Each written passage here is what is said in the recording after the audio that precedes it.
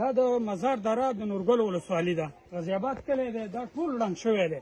د شپې 12 بجې زلزله وشوله، ماشومان دلته ایسار دي، غټان ایسار دي، سپین ږیري ایسار دي. په خبره پوه شولې زمونږ ضرورت دی، ورته کسانو ته زمونږ ضرورت دی، مرستو ته زمونږ ضرورت دی چې دلته موږ سره مرسته وکړي، موږ له راشي موږ سره کومک وکړي.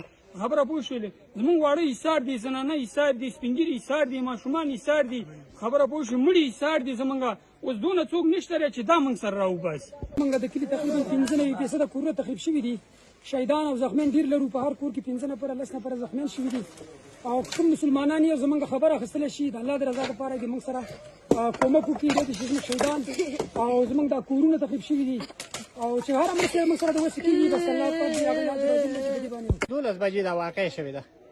12 بجې شوې ده. مسلمانان ټول لاندې دي. هر مرستې ته ضرورت دی چې دلته انسانانو ته ضرورت دی راشي چې مسلمانان وباسي. موټرو ته ضرورت دی چې راشي. هر شي ډاکټرانو ته ضرورت دی. هر څه ته ضرورت دی چې راشي په دې دا مریضان وباسي او دا مړي راوباسي.